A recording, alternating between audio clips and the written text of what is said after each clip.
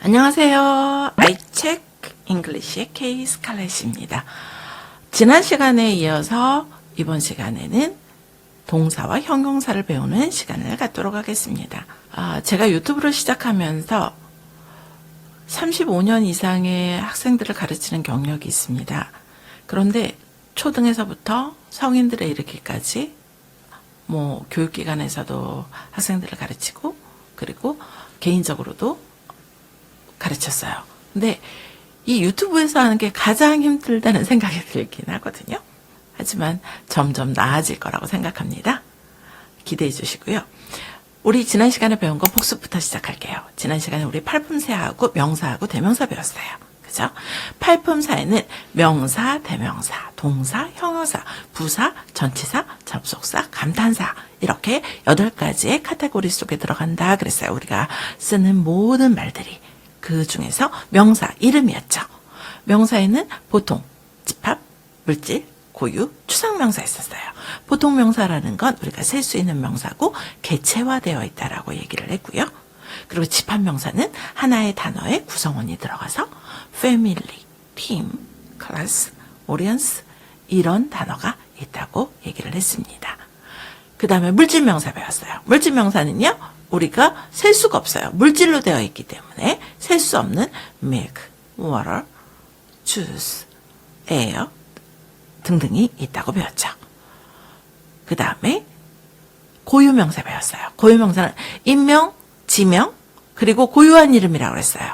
저는 K 스칼렛, 여러분은 누구누구가 되겠죠. 잠깐 세볼까요? 이름이라는 건 굉장히 중요한 거죠. 데카르트는 이렇게 얘기했어요. 나는 생각한다. 고로 존재한다. 그래서 다른 건 다 못 믿겠는데 생각하는 나는 믿겠다고 하는 거예요. 그래서 우리가 이름을 뭐라고 불러주느냐. 너 천재야. 이렇게 말하면 그 사람은 본인이 천재라고 인식을 하죠. 그렇게 불러줬으니까. 그런데 넌 바보야. 라고 얘기를 한다면 바보라고 인식을 한다는 거예요. 그죠? 그래서 우리가 이름이라는 게 엄청 중요한 거죠. 아인슈타인은 상대성 이론을 얘기했어요. 상대성 이론을 여기다가 접목시켜 볼까요? 그러면 내가 나인 것은 그냥 K 스칼렛이었기 때문에 K 스칼렛인 게 아니라 누군가가 나를 스칼렛이라고 불러주니까 K 스칼렛이 된다는 얘기인 거죠. 그래서 누가 그 상대가 나를 뭐라고 불러주느냐에 따라서 달라질 수 있다는 거죠. 하지만 우리가 명사라고 얘기하는 건 생각해보세요. 서로의 약속이에요. 그죠? 그래서 우리가 책상 이렇게 변기통을 보고 우리는 책상이라고 얘기하지 않아요. 그죠? 거기서 설사 공부를 한다 하더라도 우리는 책상이라고 얘기하지 않아요. 왜냐하면 그거에 대한 개념으로서 우리는 책상이라고 말하기로 서로 다 약속을 했기 때문이에요. 그래서 다시 한번 해볼게요. 명사에는 보통, 집합, 물질, 고유, 추상명사 있는데 이제 나머지 추상명사는 머릿속 개념으로 있는 거라 그랬죠? 생각해 보세요. 그래서 평화, 아름다움, 자유 이런 것들이 추상명사라고 한다고 그랬어요. 그리고 우리 대명사 배웠어요. 인지, 부, 이, 관 생각해 주셔야죠. 인칭, 지시, 부정, 의문, 관계대명사 있었어요. 인칭 대명사는 I, my, me, my, myself, K 스칼렛이라고 하지 않고 I라고 표현하는 거. 이게 바로 인칭 대명사였어요. 그렇죠? 여러분을 you라고 표현한 거. 이게 인칭 대명사라고 했어요. 그래서 인칭과 관계되는 거라 그랬죠. 다시 한번 복습해 볼까요? 1인칭은 뭐라 그랬죠? 1인칭은 나를 포함하고 있는 게 1인칭이다 라고 얘기를 했어요. 그래서 I, we, 나하고 너하고 합치면 우리라고, 나하고 그녀하고 합치면 우리 1인칭이라고 그랬죠. 그리고 2인칭 배웠어요. 2인칭은 나를 빼고 너를 포함하고 있을 때 너하고 너희 엄마하고 이렇게 얘기했을 때, 그렇죠? you가 포함되어 있고 I가 포함되어 있지 않으면 2인칭이라고 얘기했어요. 그리고 3인칭은 나도 없고 너도 없는 상태라고 얘기를 했죠. 그래서 the books 그러면 책들이라고 얘기했을 때 이건 나도 아니고 너도 아니고 그들이라고 얘기했을 때 나도 안 속해 있고 너도 안 속해 있고 그는이라고 얘기했을 때 자 그러면 여기서 또 한 가지 배웠죠. 수를 배웠어요.